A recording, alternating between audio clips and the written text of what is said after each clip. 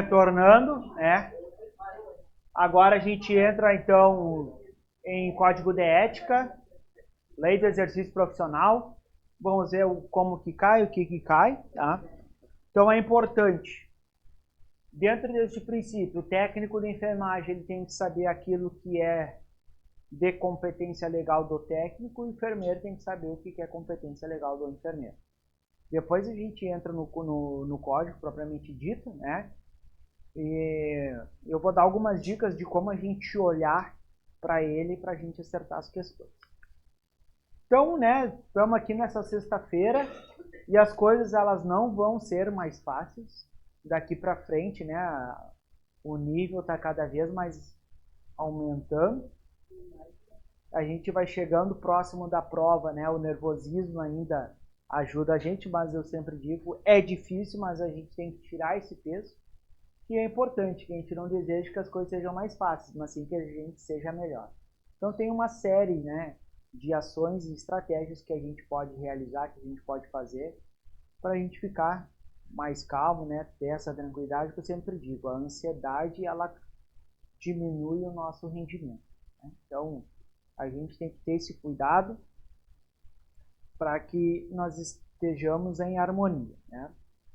Por experiência própria, eu digo para vocês, né? A ansiedade, ela quebra em 50% ou mais o nosso rendimento de estudo. Bom, vamos lá então. Primeira coisa. É livre o exercício da enfermagem em todo o território nacional. A enfermagem e suas atividades auxiliares somente podem ser exercidas por pessoas legalmente habilitadas e inscritas no Conselho Regional de Enfermagem. Bom, a enfermagem é exercida privativamente por quem? Enfermeiro, pelo técnico de enfermagem, pelo auxiliar de enfermagem, parteira, respeitados os respectivos graus de habilitação. Então, a enfermagem ela é composta pelos enfermeiros, pelos técnicos, pelos auxiliares e pelas parteiras, certo? Importante que o planejamento e a programação das instituições e serviços incluem o planejamento e programação da enfermagem. E a programação da enfermagem inclui a prescrição da assistência de enfermagem. Então, muito a gente se fala, né, em prescrição da enfermagem, ato privativo do enfermeiro, prescrição e diagnóstico. Bom, é importante. Quem são os enfermeiros? Os enfermeiros é o titular do diploma de enfermeiro. O titular de diploma de certificado de obstetriz ou de enfermeira obstétrica. Conferido ainda por escola estrangeira, segundo as leis do país, registrado em virtude de acordo de intercâmbio cultural, ou revalidado no Brasil como diploma de enfermeiro obstetra ou obstetriz. Tá certo? Então, estes, conforme a nossa lei, são os enfermeiros. E os técnicos de enfermagem? Quem são os técnicos? Titular de diploma de técnico de enfermagem, titular de diploma ou certificado legalmente conferido por escola ou curso, né? Estrangeiro registrado em virtude de acordo de intercâmbio cultural ou revalidado. Como assim intercâmbio cultural? Aonde nós tenhamos um acordo entre os entes federativos que uma escola estrangeira, quando aquela pessoa vem para cá, ela está legalmente habilitada. Caso isso não ocorra, ele tem que passar pelo processo de revalidação do diploma. E aqui quem são as parteiras, tá? Mas a título da nossa prova, sugiro a gente olhar para quem são os enfermeiros e quem são os técnicos de enfermagem. Bom, ao enfermeiro cabe privativamente direção do órgão de enfermagem, organização e direção dos serviços de enfermagem, planejamento, organização, coordenação, execução e avaliação. São atos privativos do enfermeiro. Consultoria, auditoria e emissão de parecer. Consulta de enfermagem, prescrição da assistência da enfermagem. 2 pontos importantes. Cuidados diretos de enfermagem a pacientes graves, com risco à vida é privativo do enfermeiro. e cuidados de enfermagem de maior complexidade técnica e que exijam conhecimentos de base científica. Tá ok? Então, em pacientes graves e cuidados de maior complexidade técnica, são atos privativos do enfermeiro. Certo? Cuidado aqui. Como integrante da equipe de saúde, né, nós tenhamos ali a participação de planejamento, participação de elaboração de execução. Sugiro este ponto uma leitura, tá, complementar em casa, tá ok? A FGV gosta mais da questão do código de ética propriamente dito, tá? E das ações, aquilo que é privativo do enfermeiro, tá certo? Então, é nesses pontos que a gente tem que atentar. Importante, né, que cabe aos profissionais referidos no inciso 2º do artigo, ou seja, lá nos enfermeiros que a gente falou, que a assistência a parturiente e ao parto normal, identificação das distócias obstétricas e tomadas de providências até a chegada do médico e realização de episiotomia, episiorrafia e aplicação de anestesia local quando necessário. Quem é que faz isso aqui?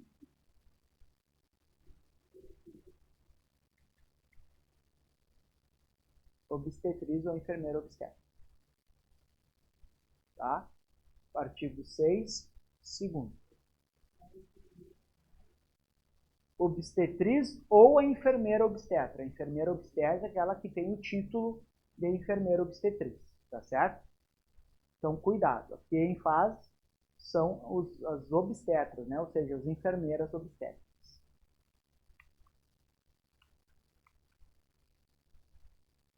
Porque ele diz ser o inciso 2 do artigo 6º. No inciso 2 do artigo 6º, enfermeiros obstetras. Então, anotem do lado aqui. O enfermeiro obstétrico ou obstetriz. Tá certo? O técnico de enfermagem exerce atividade de nível médio, envolvendo orientações e acompanhamento do trabalho de enfermagem em grau auxiliar e participa no planejamento da assistência de enfermagem. Ele participa da programação da assistência de enfermagem, executa as ações assistenciais de enfermagem, exceto as privativas do enfermeiro, que nós já vimos quais são. Participa da orientação e supervisão do trabalho de enfermagem em grau auxiliar e participa da equipe de saúde também. Perfeito? Então, atentar. Enfermeiros, o que é ações dos enfermeiros, técnicos, o que são as ações dos técnicos. E aqui a gente fala sobre os auxiliares de enfermagem. Aí nós temos o decreto de 1987, que é o 9446, se vocês pegarem o edital, está lá, Código de Ética, tá a Lei 7.498 e o decreto 94406. E aqui a gente vai ver que algumas coisas é parecido. Mas, Felipe, tu repetiu, são duas leis e a gente precisa trazer as duas coisas, porque está no edital, tá? Ao enfermeiro incumbe privativamente o quê? Quem é que faz direção de órgão de enfermagem? O enfermeiro. Quem é que faz organização e direção de serviço de enfermagem? O enfermeiro. Planejamento, organização, coordena, executa e avalia? Enfermeiro. Consultoria, auditoria e emissão de parecer? Enfermeiro. Consulta, prescrição e diagnóstico? Enfermeiro. Cuidados, pacientes graves e de maior complexidade? Enfermeiro. Certo? Mesma coisa. Incumbe privativamente ao enfermeiro, no seu artigo 8, mais uma vez, tá? Como integrante da equipe, vocês viram que é a mesma coisa, tá? As profissionais titulares do diploma ou certificados de obstetriz ou enfermeira obstétrica, aqui ele traz um artigo somente, né? Então, no decreto que regulamenta a lei, ele traz um artigo só para as enfermeiras obstétricas, que diz prestação assistência parturiente ao parto normal, identificação das distócias obstétricas e tomada de providência até a chegada do médico e a realização de episiotomia e episiorrafia, perfeito? Então, ali, lá onde eu disse para vocês, escrevam obstetriz ou enfermeira obstétricas, no decreto 9.000, ele traz, então, um artigo somente para elas, certo? Lá na lei ele trazia um parágrafo, né? Trazia um adendo que falava sobre o inciso segundo do artigo 6º. Ao técnico de enfermagem, no seu artigo 10, ele diz: assistir o enfermeiro no planejamento, na programação, na orientação e supervisão das atividades de assistência de enfermagem, na prestação de cuidados diretos de enfermagem a pacientes em estado grave, tá? Então ele faz o que? Prestação de cuidados diretos de enfermagem a pacientes em estado grave. Cuidado com isso aqui para não confundir. Por quê? Porque lá a gente viu que cuidados de enfermagem em pacientes graves é privativo do enfermeiro. No decreto ele diz que cabe, né, assistir o enfermeiro na prestação de cuidados diretos de enfermagem. Então ele auxilia o enfermeiro, ok? Cuidado com isso aqui. Prevenção e controle de doenças transmissíveis, prevenção de controle sistêmico da infecção hospitalar, prevenção e controle sistêmico de danos físicos, né? E na execução dos programas referidos de I ou 8 ou não, né, do artigo 8º lá atrás. Mas aqui eu trouxe só os pontos principais. Mas atentar essa linha B aqui. Isso aqui pode dar uma certa confusão na hora da prova para os técnicos de enfermagem, tá? Então quem vai fazer prova para técnico, cuidado com este ponto aqui. E aí entramos propriamente dito na resolução 564 de 2017, que aprova o Código de Ética. Então, nós vimos rapidamente o que é a lei do exercício, o que é o decreto regulamenta a lei, nós vimos quais são as ações privativas do enfermeiro, nós vimos quais são as ações do técnico de enfermagem. Cuidado que com o decreto 9.000, ele traz diferente os pontos e as ações dos técnicos de enfermagem relacionado à lei, tá? Então, vamos prestar atenção neste ponto aí, certo? Importante ainda que a gente saiba quem são os enfermeiros, quem faz parte da enfermagem, não confundir as ações das enfermeiras obstétricas ou as obstetrizes, certo? Então, os principais pontos relacionados à Lei 7.000 e o decreto, tá? Que respaldam as ações de enfermagem. Agora, nós vamos ver o Código de Ética da enfermagem. Antigamente, ele era dividido em várias etapas. O que nós temos que saber sobre Código de Ética para a gente entender e raciocinar na hora da prova? Nós temos direitos, nós temos deveres e nós temos proibições. Então, quando eu estou estudando, eu tenho que fazer aquela pergunta assim: eu tenho esse direito? Eu tenho esse dever? Eu sou proibido? São as perguntas que a gente tem que fazer na hora que a gente está estudando, certo? E ainda nós temos as infrações e as penalidades. Quando eu tenho infração, quando eu tenho uma penalidade, eu sei que eu vou ter uma consequência. E aí nós vamos ver quais são essas consequências. Nós vamos ver multa, nós vamos ver advertência, nós vamos falar sobre cassação, por exemplo, tem outros pontos mais. Vamos falar sobre suspensão. E aí eu tenho que saber o que identifica uma cassação, o que é uma suspensão, o que é uma multa, o que é uma advertência. Certo? Então, são os principais pontos que a gente vai girar neste conteúdo a partir de agora. Então, novamente, este Código de Ética aplica-se a quem? Aos enfermeiros, técnicos de enfermagem, auxiliares, obstetrizes, parteiras, bem como os atendentes de enfermagem. Vamos lá, então. Aqui ele traz os princípios fundamentais do Código de Ética, né? Então, eu sempre ratifico a informação, confirmo de por que isso aqui está aqui, porque isso aqui pode estar no comando da questão da tua prova, né? Então ele fala: o profissional de enfermagem atua com autonomia, em consonância com os preceitos éticos e legais, técnicos, científicos e teóricos biológicos. Participa como integrante da equipe de enfermagem e de saúde na defesa das políticas públicas. Então já vamos direto ao ponto. São direitos. Eu tenho este direito? Que direito? Eu tenho o direito de exercer a enfermagem, liberdade, segurança técnica, científica e ambiental, autonomia e ser tratado sem discriminação de qualquer natureza. Eu tenho esse direito. Bem como eu tenho o direito de exercer atividades em locais de trabalho livre de riscos e danos e violência física, como psicológica, saúde do trabalhador, em respeito à dignidade humana e à proteção dos direitos da profissão. Então, eu tenho esse direito. Eu tenho o direito de participar da prática multiprofissional, interdisciplinar e transdisciplinar com responsabilidade, autonomia e liberdade.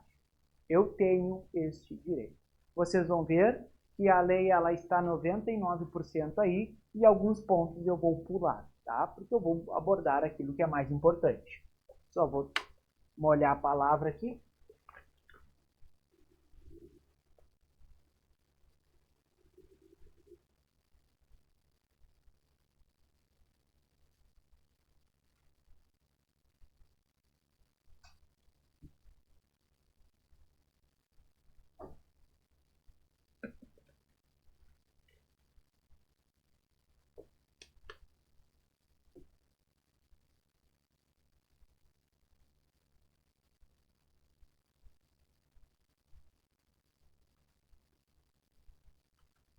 Bom, então vamos lá.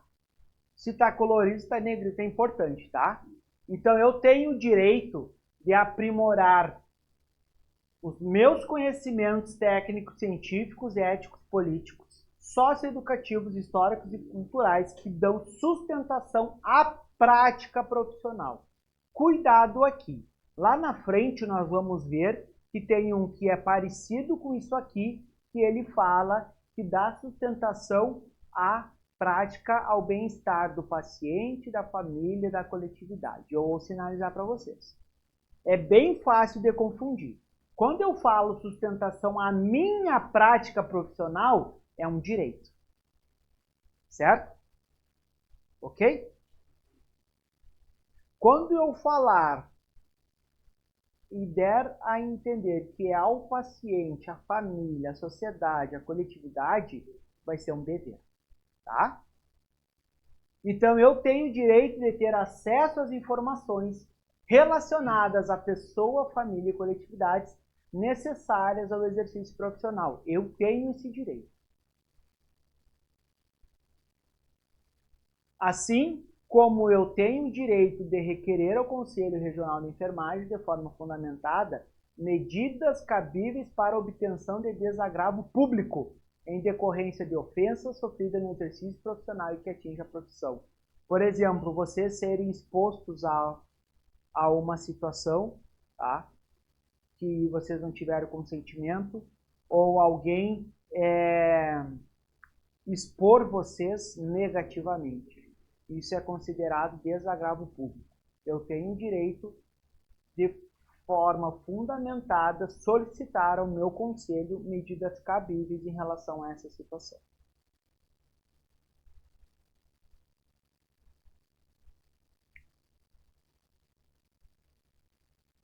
Eu tenho o direito de abster-se de revelar informações confidenciais de que tenha conhecimento em razão de seu exercício profissional. Depois nós vamos ver algo semelhante em deveres. Aqui eu tenho um direito, abster-se de revelar informações confidenciais de que tenha conhecimento em razão do seu exercício profissional. Façam um asterisco nisso aí, isso aí é um direito, tá? Suspender as atividades individuais ou coletivas que não ofereça condições seguras para o exercício profissional ou desrespeitar a legislação vigente, ressalvo em situações de urgência e emergência. Eu tenho o direito de suspender as atividades quando o local que eu trabalho não me dá as condições mínimas de segurança ou eles não estão obedecendo às legislações. Exceto, ou seja, ressalvo as situações de urgência e emergência.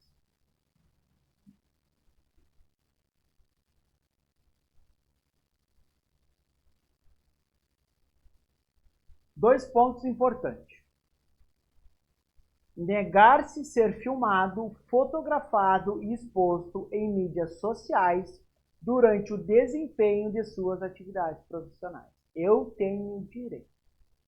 A pessoa me filmou e me expôs sem o meu consentimento, eu posso processá-lo.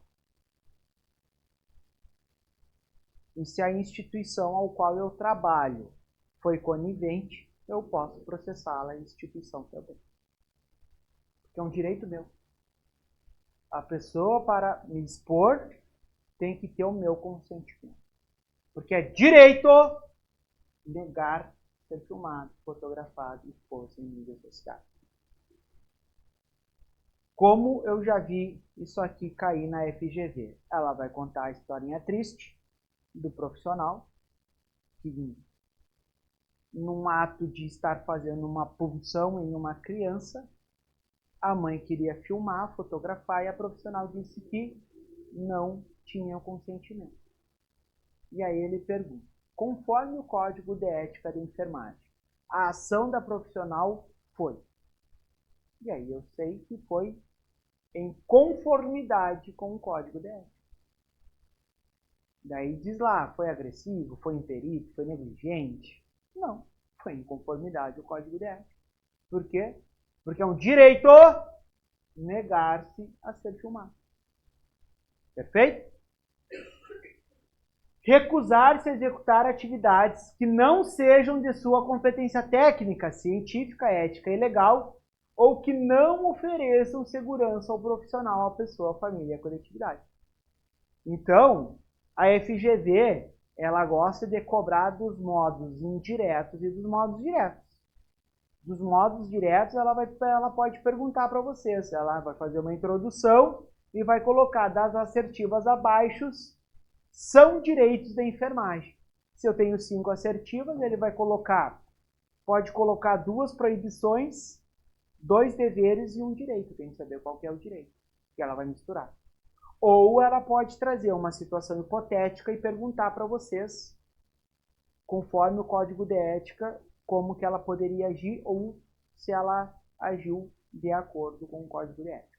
Então a FGV gosta de trabalhar, tá? Gosta de trabalhar. Por quê? Porque já vimos que a FGV é uma banca que ela gosta de que a gente use o nosso raciocínio na hora da prova. Direitos é isso aí, os principais a gente já viu, aquilo que mais cai. Deveres. Eu tenho o dever de exercer a profissão com justiça, compromisso, equidade, resolutividade, dignidade, competência, responsável, honestidade e lealdade.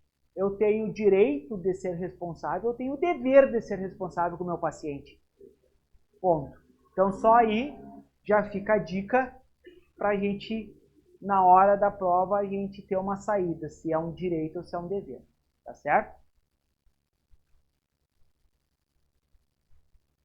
Eu tenho o dever de incentivar e apoiar a participação dos profissionais de enfermagem no desempenho de atividades em organizações a categorias. Eu tenho o dever. Eu tenho o dever comunicar formalmente o Conselho Regional de Enfermagem aos órgãos competentes fatos que infringam dispositivos éticos legais e que possam prejudicar o exercício profissional e a segurança e saúde da pessoa, família e coletividade. Eu tenho o dever de comunicar o conselho, porque se eu não comunico, eu estou sendo conivente, estou sendo omisso. Se outro colega comunicar, eu posso responder junto. Só que na enfermagem, infelizmente, nós temos o medo de perder o emprego. Não tem que ter. Nós estamos embasados. Nós estamos embasados. Tá? Se a enfermagem conhecesse o Código de Ética como ele necessariamente deveria ser conhecido, nós seríamos uma categoria muito mais forte. Mas não somos. Tá? Comunicar formalmente o conselho fatos que envolvam recusa ou demissão de cargo, função ou emprego motivado pela necessidade do profissional em cumprir o presente Código de Legislação. Como assim? Eu tenho o dever de comunicar o meu conselho quando algum colega, algum enfermeiro, ele foi demitido de cargo, função e emprego porque ele quis cumprir o presente Código de Ética. Fazer o que está no pé da letra. Tá certo?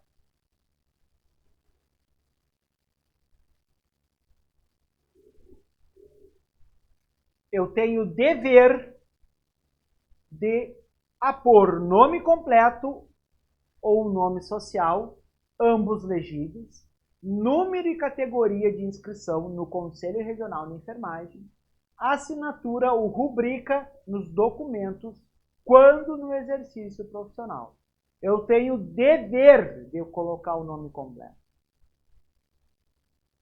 É facultado o uso do carimbo, o nome completo, número e categoria de inscrição do COREM, devendo constar a assinatura ou rubrica do profissional. Quando se tratar de prontuário eletrônico, a assinatura deverá ser certificada conforme a legislação vigente. Aqui pega muita gente. Por quê?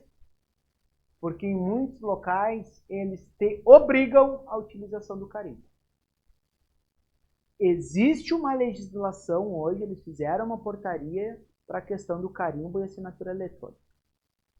Conforme o presente Código de Ética, não é obrigatório o uso do carimbo, porque ele é facultado. Então, para a nossa prova, o uso do carimbo, ele é facultado.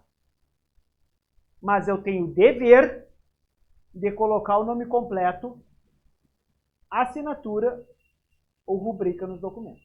Né? Número da categoria. Tá? Então, nome completo, número da categoria. É dever. O carimbo ele é facultado. Certo? Cuidado para a gente não cair nisso aí. Eu tenho dever de registrar no prontuário e em outros documentos as informações inerentes e indispensáveis ao processo de cuidar.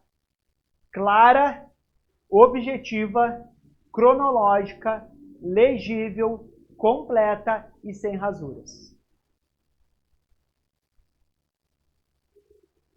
Eu vi uma questão da FGV aonde trazia que o profissional da área da saúde ele foi advertido por ele ter usado corretivo em uma anotação, em um registro. E aí ele perguntava o porquê disso. Cara, a FGV traz umas coisas assim, ó. E aí eu tenho que saber que eu tenho o dever de registrar clara, objetiva, cronológica, legível, completa e sem rasuras. O uso de corretivo dá a entender que está rasurado. Tá? Eu tenho o dever de prestar informações escritas ou verbais completas e fidedignas necessárias à continuidade da assistência. E ainda eu tenho o dever de esclarecer a pessoa, família e coletividade a respeito dos direitos, riscos, benefícios e intercorrências acerca da assistência da enfermagem. Um exemplo, vamos fazer um transporte de um paciente crítico. Eu, enquanto enfermeiro, eu tenho o dever de chegar no familiar, perguntar o que você sabe da doença. O que você sabe da gravidade da situação. E você sabe que este transporte tem um certo grau de risco para o seu familiar? Porque o familiar ou o paciente, eles têm autonomia de não querer ser transportado. O paciente ele tem autonomia. E já vimos a legislação que o paciente ele é autônomo dos seus cuidados. Então não é o que o serviço acha que é melhor para ele, é o que o paciente acha que é melhor para ele. Se ele vai de uma cidade para outra e ele não quer ir, o paciente ele tem autonomia de não querer ir. Só que eu, enquanto profissional, segundo o Código de Ética, eu tenho o dever de esclarecer a pessoa, a família, a coletividade, quais são os riscos e benefícios e intercorrências acerca dessa assistência. Porque senão, se o paciente ele vem a complicar e a falecer durante o transporte, eles podem alegar. Mas para mim ninguém falou nada. Para mim disseram que estava tudo bem, ninguém veio conversar comigo.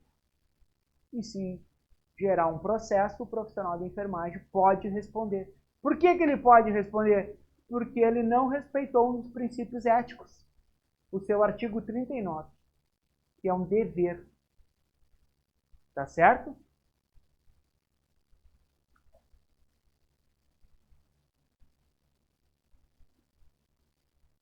Olha só, acabei de falar. Artigo 40. Orientar a pessoa, a família sobre o preparo, benefícios, riscos e consequências decorrentes de exames e outros procedimentos, respeitando o direito de recusa da pessoa ou de seu representante legal. Está no Código de Ética. Então, é um dever eu fazer isso. E eu tenho o dever de respeitar o direito de exercício da autonomia da pessoa ou do seu representante legal na tomada de decisão livre e esclarecida sobre sua saúde, segurança, tratamento, conforto e bem-estar. Eu tenho o quê? Eu tenho o dever de respeitar. Não é o direito. Não, eu tenho o dever. Parágrafo único. Respeitar as diretivas antecipadas da pessoa no que concerne às decisões sobre os cuidados e tratamentos que deseja ou não receber no momento em que estiver incapacitado de expressar livre e autonomamente suas vontades. Cada vez mais tem aparecido no cenário dos concursos a respeito das diretivas antecipadas, tá? E a respeito da autonomia do paciente, certo? Então, cuidado, isso é um dever. É dever prestar assistência de enfermagem em condições que ofereçam segurança, mesmo em caso de suspensão das atividades profissionais, decorrentes de movimentos reivindicatórios da categoria. Então, vamos fazer greve. Vamos. Super apoio. Bora. Mas eu tenho o dever de manter condições que ofereçam segurança da assistência de enfermagem. Certo? Parágrafo único. No dever, será respeitado o direito de greve e, nos casos de movimentos reivindicatórios da categoria, deverão ser prestados os cuidados mínimos que garantam uma assistência segura conforme a complexidade do paciente. Certo? Tranquilo. Então, isso aqui é um dever. Então, lá quando vocês estão respondendo eu tenho o dever de manter os cuidados mínimos? É essa pergunta que a gente faz. Sim, eu tenho o dever.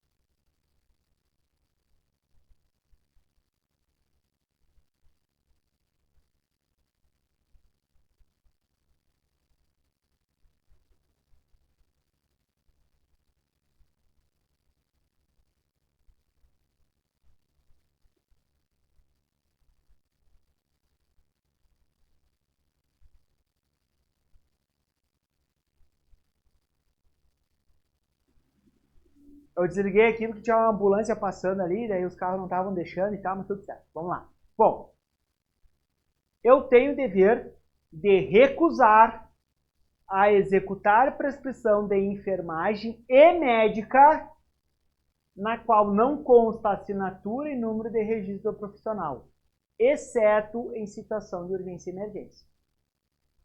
Então, eu tenho o dever de recusar, exceto em situação de urgência e emergência. Parágrafo 1º. O profissional de enfermagem deverá recusar a executar prescrição de enfermagem médica em caso de indicação de erro, ilegibilidade, devendo esclarecer com o prescritor. Então, eu tenho o dever, tá, de recusar quando erro e ilegibilidade. Mas eu tenho que tirar a dúvida. É vedado o profissional de enfermagem o cumprimento de prescrição à distância, exceto em caso de urgência, emergência e regulação. Tá? Então, em relação à prescrição ilegível, sem carimbo, sem nome e à distância, elas são vedadas. Eu tenho o direito de recusar, exceto nas situações de urgência e emergência. Ok?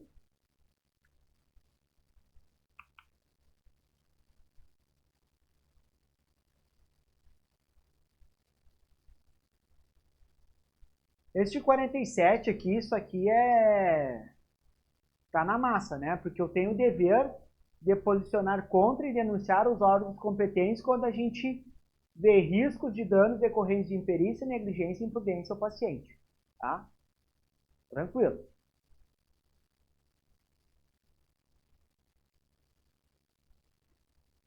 Prestar assistência de enfermagem, né, em relação nascer, viver, morrer e luto. Então, novamente, a gente fala, né?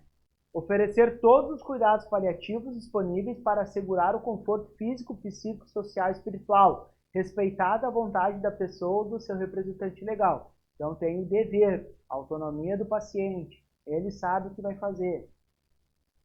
Eu tenho o dever, disponibilizar assistência de enfermagem à coletividade em caso de emergência, epidemia, catástrofe e desastre, sem pleitear vantagens pessoais quando convocado. Certo?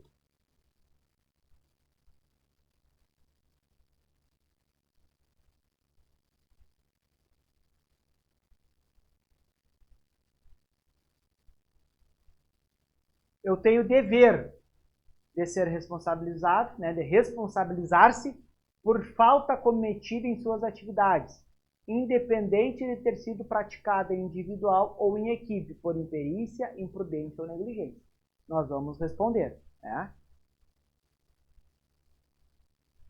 Artigo 52. Lembra que eu falei sobre informações, esclarecer, direitos e deveres? Eu tenho o dever de manter sigilo sobre fato de que tenha conhecimento em razão da atividade profissional, exceto em casos previstos na legislação, exceto por determinação de origem judicial, exceto com consentimento escrito da pessoa ou representante legal.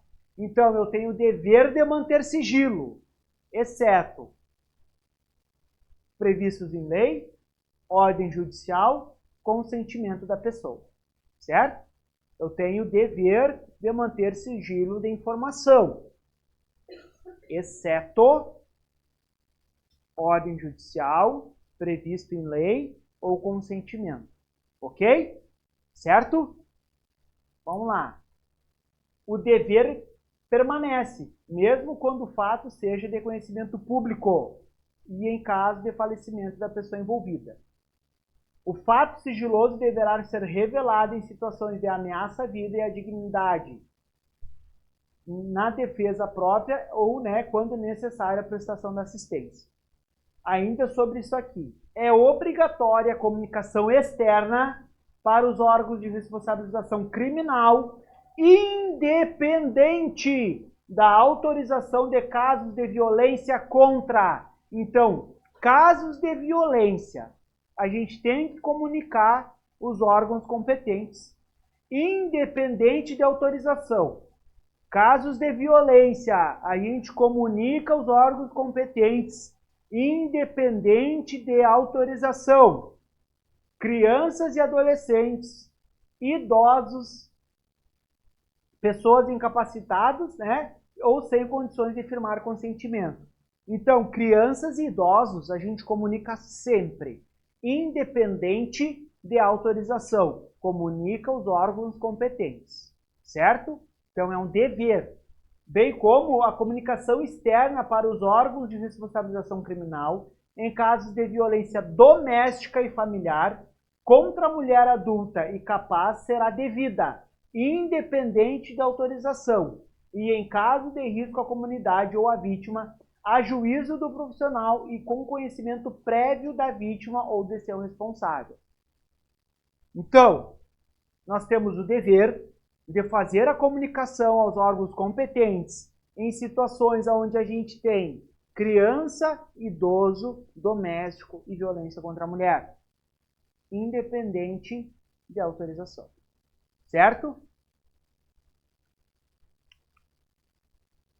Nós temos o dever, artigo 6, versos 55, aprimorar os conhecimentos técnicos, científicos, éticos, políticos, socioeducativos e culturais em benefício da pessoa, família e coletividade e do desenvolvimento da profissão. Em benefício da pessoa, família e coletividade, ele é um dever. Em benefício à prática profissional, ele é um direito. Então, não confundir o artigo 6º com o artigo 55. Direito versus dever. Certo?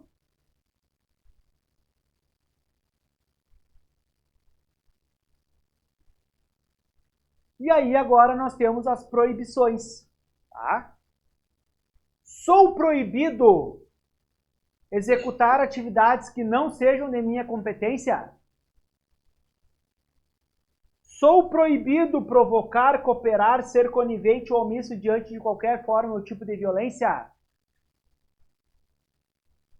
Sou proibido aceitar cargo, função ou emprego vago em decorrência de fatos que envolvam recusa ou demissão motivada pela amizade profissional em cumprir o presente código e a legislação? Isso aqui ela é em consonância daquele do dever que eu disse, né, que a gente tinha que comunicar, caso o colega, o profissional foi demitido devido à questão do cumprimento do código de ética, eu sou proibido de assumir aquele cargo, tá? Sou proibido permitir que seu nome conste no quadro de pessoal de qualquer instituição ou estabelecimento congênero quando nessas não exerço funções de enfermagem. Sou proibido receber vantagem de instituição, empresa, pessoa, família e coletividade, além do que ele é devido para eu garantir uma assistência diferenciada. Sou proibido valer, né, quando exercício da profissão, mecanismos de coação, omissão, suborno com pessoas físicas ou jurídicas. Tranquilo até aí, né? Dúvidas? É pesado a lei, né? Mas assim fica mais fácil a gente compreender. Sou proibido praticar atos tipificados como crime ou contravenção penal. Eu tenho esse direito? Eu tenho o dever de praticar atos tipificados como crime ou sou proibido? Eu tenho o dever de promover ou ser conivente como injúria, calúnia e difamação de pessoa, família e membros? Não, eu sou proibido. Né? Então, coloquem, eu tenho esse direito? Eu tenho esse dever? Ou eu sou proibido? Coloquem essa frase na frente, fica mais fácil a gente raciocinar na hora da prova. Sou proibido provocar aborto ou cooperar em prática destinada a interromper a gestação, exceto nos casos permitidos em lei. Quais são os casos? Nos casos permitidos pela legislação, o profissional deverá decidir de acordo com a sua consciência sobre a sua participação, desde que seja garantida a continuidade da assistência. Certo?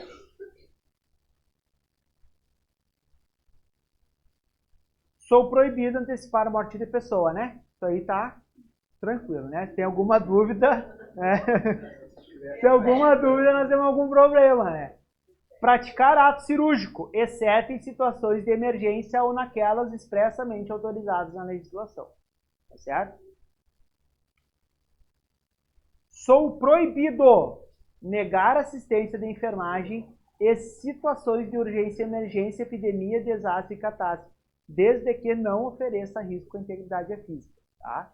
Então, eu não posso negar assistência nesses casos, exceto se não oferecer segurança para vocês. Sou proibido executar procedimentos de assistência sem o consentimento formal da pessoa. Então, isso vai lá em consonância ao que eu disse sobre a importância de eu ter o dever de esclarecer os fatos diante da assistência. Administrar medicamentos sem conhecer a indicação, ação, droga, via de administração e potenciais riscos. Eu sou proibido administrar medicação que eu não sei para o que serve. Eu não sei quais são os eventos adversos, quais são os potenciais danos, tá certo? Sou proibido prescrever medicamentos que não sejam estabelecidos em programas de saúde pública, exceto em situação de emergência. Sou proibido prestar serviços que competem a outro profissional, exceto em situações de emergência.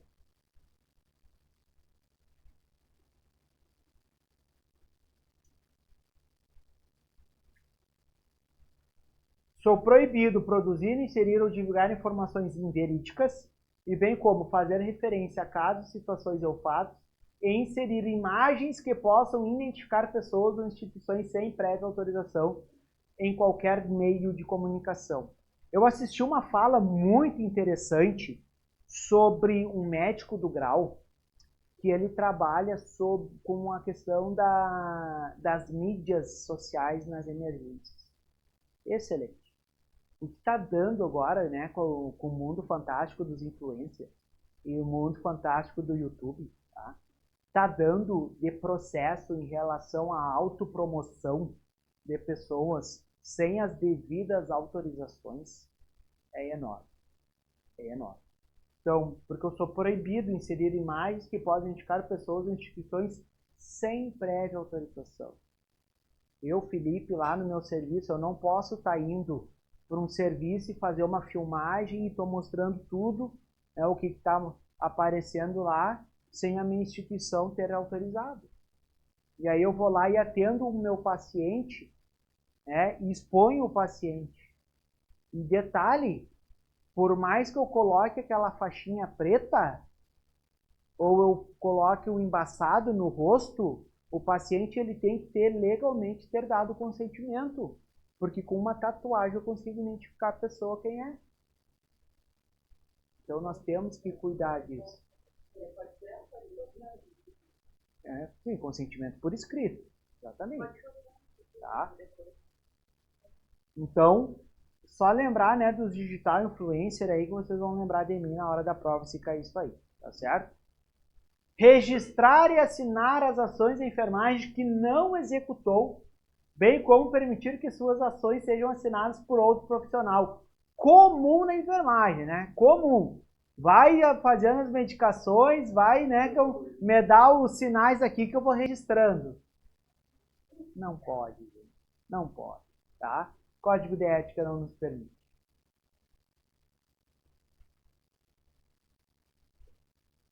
Delegar atividades privativas do enfermeiro, né, a outros membros da enfermagem, exceto em situação de urgência e emergência, tá certo? Delegar atribuições profissionais de enfermagem previstas na legislação para acompanhantes ou responsáveis pelo paciente. O dispositivo no caput não se aplica a caso de atenção domiciliar para o autocuidado apoiado. Eu não posso, aquele negócio de dizer, mas o acompanhante não quis ajudar a dar o banho. Ele está no seu direito. E eu estou fazendo uma contravenção legal de acordo com o meu código de ética. Ou eu deixar, né, o copinho com os comprimidos e pedir para o acompanhante, né? O acompanhante vai dar a medicação. Não posso. Exceto em casos de atenção domiciliar e autocuidado apoiado. Ok?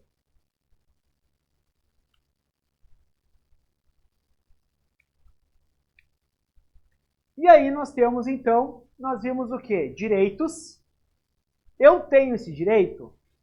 Nós vimos os deveres. Eu tenho esse dever?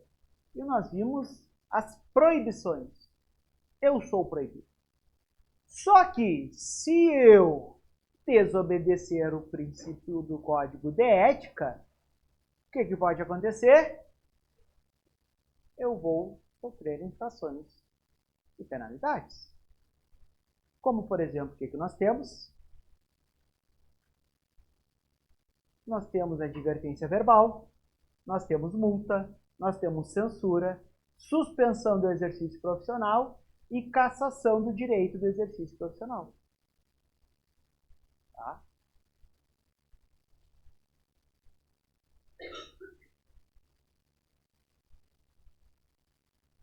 Bom, das infrações e penalidades. O que é advertência verbal? As provas caem exatamente como está aqui. Tá? Consiste na admoestação ao infrator de forma reservada. Será registrada no prontuário do mesmo e na presença de 2 testemunhas. Tá? Então, multa. Pagamento de 1 a 10 vezes o valor da unidade. Censura é a repreensão que será divulgada nas publicações oficiais e em jornais de grande circulação. Suspensão, proibição do exercício profissional por um período de até 90 dias. E a cassação, perda do direito do exercício da enfermagem por um período de até 30 anos. Então, o que nós temos? Advertência, multa, censura, suspensão e cassação. A advertência, ela é de forma reservada e na presença de duas testemunhas. A multa é quando dói no bolso, pagamento de 1 a 10 vezes. A censura é uma repreensão, que ela é divulgada nas publicações oficiais. Suspensão e cassação. Suspensão até 90 dias, cassação até 30 anos. Ok? Palavras-chave. Gravem as palavras-chave. Anotem as palavras-chave no material de síntese, que eu garanto que vocês nunca mais erram esse assunto aqui. Garanto para vocês. E aí nós temos as penalidades. Nas penalidades de suspensão, cassação, o profissional terá sua carteira retida no ato da notificação. Advertência verbal, multa e censura, a suspensão do exercício profissional são de responsabilidade do COREM, enquanto a cassação, ela é do direito ao exercício profissional do COFEM, tá? Então, aquilo que é mais grave, a cassação, é do COFEM, tá certo? Aí, essas infrações e penalidades, elas têm uma graduação. E essa graduação, a gente considera a gravidade da infração, circunstâncias agravantes e atenuantes, o dano causado e os antecedentes do infrator. Ou seja, as infrações e penalidades, elas são consideradas leve, moderada, grave ou gravíssima. As palavras-chave que eu quero que vocês gravem é o seguinte: leve, integridade física, mental, moral, qualquer pessoa, sem causar debilidade. A leve é sem causar debilidade. Ou aquelas que difamem organizações, categorias ou instituições, ou ainda que causem danos patrimoniais e financeiros.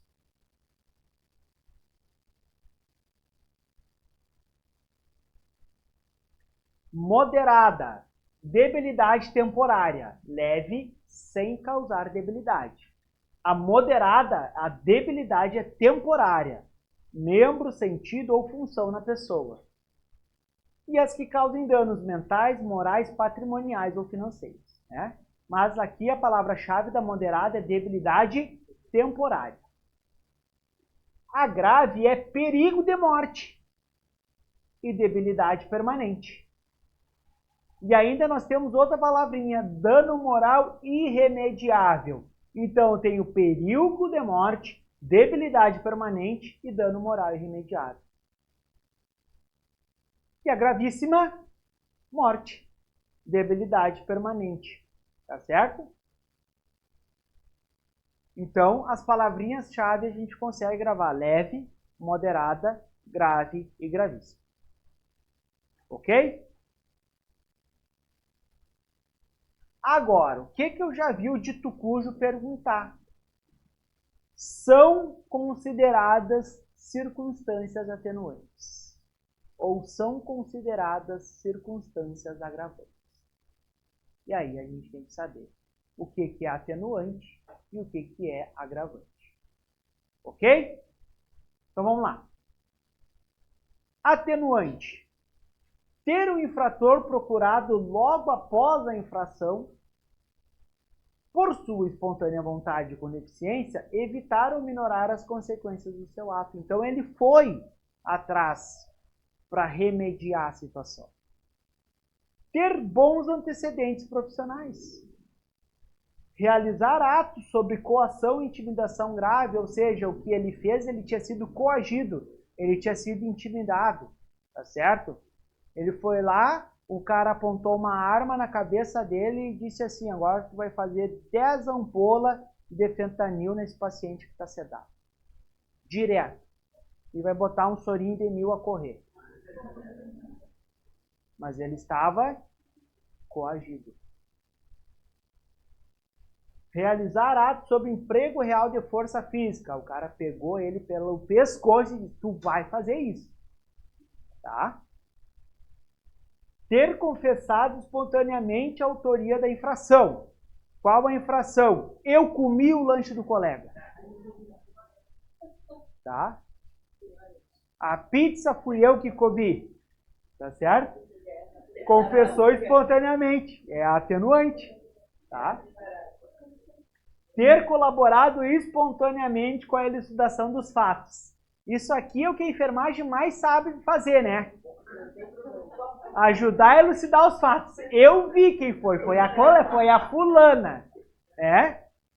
Isso aqui a enfermagem é fator atenuante tranquilo, né? Então, o colega foi lá, comeu o lanche, né? E a colega disse, eu vi quem foi. Tá? Perfeito. Tá certo? Isso aí. Então, esses daqui são os fatores atenuantes. Tá ok? E os agravantes? Ser reincidente. É algo que agrava? É. Causar danos irreparáveis é algo que agrava? É também. Cometer infração dolosamente, ou seja, tinha vontade de fazer aquilo. Cometer infração por motivo fútil ou torto. Eu fiz porque eu quis. Facilitar ou assegurar a execução, a ocultação, a impunidade ou a vantagem de outra infração. Aproveitar-se da fragilidade da vítima. Roubar dinheiro de uma pessoa idosa que está sozinha, sem acompanhante. Cometer infração com abuso de autoridade. Ter maus antecedentes profissionais. Alterar ou falsificar prova ou concorrer para a desconstrução de fato que se relacione com o apurado na denúncia. Então, vocês viram que os atenuantes são mais leves e os agravantes são mais pesados? Então, se vir a cair e ele vir a cobrar, são atenuantes ou são agravantes, ele vai misturar. Se ele quer agravante, ele vai colocar para vocês 4 atenuantes e 1 agravante. Se ele quer ao contrário, ele vai inverter. Então, a dica, eu tenho que saber tudo? Não. O que é mais fácil eu gravar, o atenuante ou o agravante? O atenuante. Então, gravem bem os atenuantes. Tá certo? E como cai? Vamos lá. 2 minutinhos para vocês fazerem aí.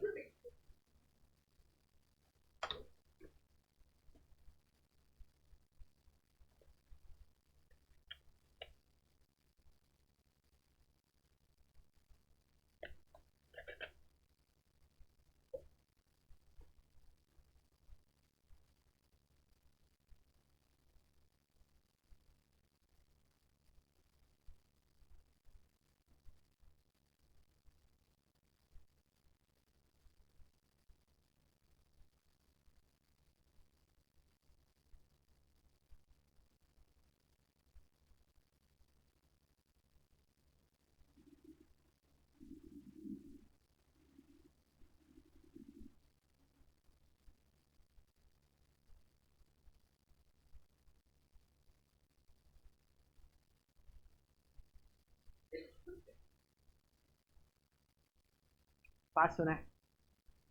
Fácil ou difícil? Resposta? Todo mundo marcou B? É um dever do profissional permitir-se? É um direito negar ser filmado. A inscrição profissional precisa ser mantida onde? No sindicato ou no conselho? Ok. Profissional deve executar ações que sejam contrárias ao estabelecido pelo próprio? Exclusivamente quando possuir devida especialização? Não, né? Ok. Aqui, trazendo para vocês rapidamente um princípio da bioética, quando ele fala em autonomia, beneficência, não maleficência e justiça. A autonomia requer que os indivíduos capacitados delibere sobre suas escolhas. A beneficência é o maior bem possível e evitar todo e qualquer mal. Não maleficência, o que é? É não agravar a situação. E a justiça é quando tem uma condição fundamental a equidade de tratar cada indivíduo conforme o que é moralmente correto e adequado. Por que eu trago isso? Porque aqui nós temos uma questão. Numa consulta de enfermagem para o aconselhamento sobre a anticoncepção, uma paciente de 38 anos manifesta o desejo de usar anticoncepcional injetável. Ela é fumante, com frequência de 30 a 40 cigarros dia, e hipertensa leve sob controle. A enfermeira orienta que ela não se enquadra nos pré-requisitos para a utilização deste método, explicando os riscos à sua saúde associados ao seu quadro clínico. De ponto de vista ético, o enfermeiro restringe o princípio da autonomia e o direito da paciente de decidir sobre seu corpo? Respeita o princípio da beneficência, desaconselhando a escolha da paciente? Primou pela não maleficência, zelando pelo menor prejuízo à saúde da pessoa? Exerceu a equidade, aplicando esforços para os que estão em maior risco de adoecer? Agiu com negligência por não contraindicar claramente a escolha da paciente. Então, aqui é uma modalidade de como pode cair as questões éticas. Nós temos a resposta: primou pela não maleficência, zelando pelo menor prejuízo à saúde da pessoa. Por quê? Vamos voltar à questão. Na consulta de enfermagem para aconselhamento sobre a anticoncepção, uma paciente de 38 anos manifesta o seu desejo de anticoncepcional injetável. Ela é fumante, hipertensa. A enfermeira orienta que ela não se enquadra no pré-requisito para a utilização deste método, explicando os riscos à sua saúde. Então, a enfermeira orienta e ela vai pelo princípio da não maleficência, ou seja, de não complicar as questões de saúde da paciente, tá certo? Porque a B, vamos olhar aqui, olha, para a gente entender, ó. Deixa eu voltar aqui. É um princípio segundo o qual qualquer tratamento deve ter em vista fazer o maior bem possível e evitar todo e qualquer mal. Refere-se à obrigação ética de maximizar o benefício e minimizar o prejuízo, tá? Não maleficência. Como o princípio da beneficência proíbe infligir dano deliberado, esse fato é destacado pelo princípio da não maleficência. Estabelece que a ação do médico sempre deve causar o menor prejuízo ou agravos. Então, ela primou que ela explicou que essa situação eu teria um menor prejuízo, tá?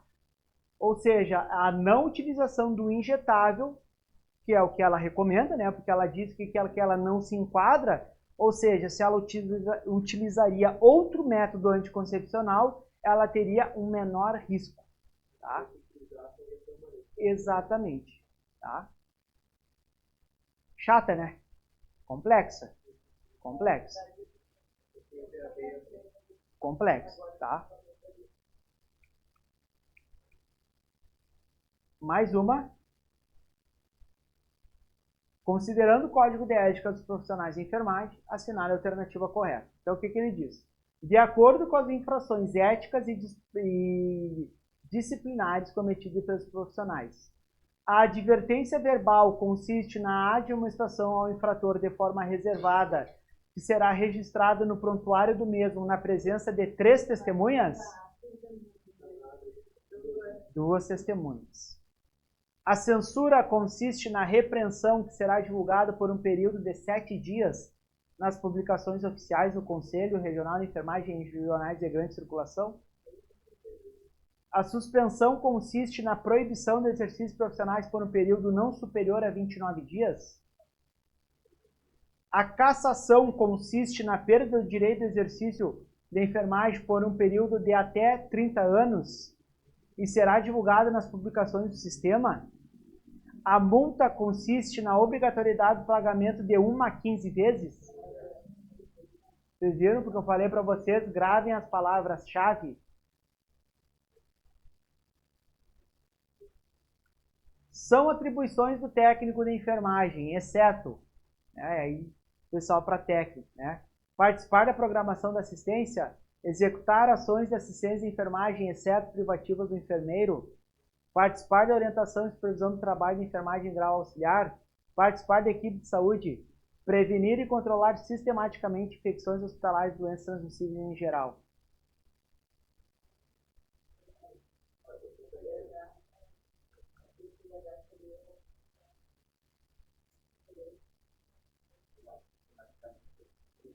Tá? Então, essa foi uma questãozinha que levou, o pessoal pediu recurso para anulação, né? Deu aqui, embora que, né, prevenir e controlar sistematicamente infecções hospitalares e doenças transmissíveis em geral faz parte das atribuições do técnico, tá? Só que isso aqui está dentro do decreto e não da lei.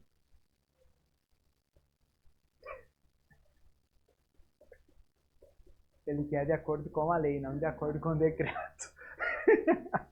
Gente. Referente ao decreto 9.000, que regulamenta a lei, né, são atribuições do técnico de enfermagem. E os caras são inteligentes para fazer uma questão, hein? Tem que estar aqui a resposta. Realizar cuidados de enfermagem de maior complexidade técnica que exige conhecimentos científicos adequados e capacidade de tomar decisões imediatas. Isso aqui é a ação do enfermeiro. Aí fica a reflexão para a nossa sexta de noite, se vocês estão fazendo o possível ou o melhor de vocês. Gente, menos de 30 dias, entramos para a 7ª semana, segunda-feira, falta pouco, não esmoreçam, não se abalem, tá? A seleção, ela é natural, tá? A seleção é natural, tá bem? Então, uma excelente sexta-feira para quem está em casa, para quem está aqui na sala. Galera, obrigado por nos acompanharem e estamos na reta final, hein? Vamos lá!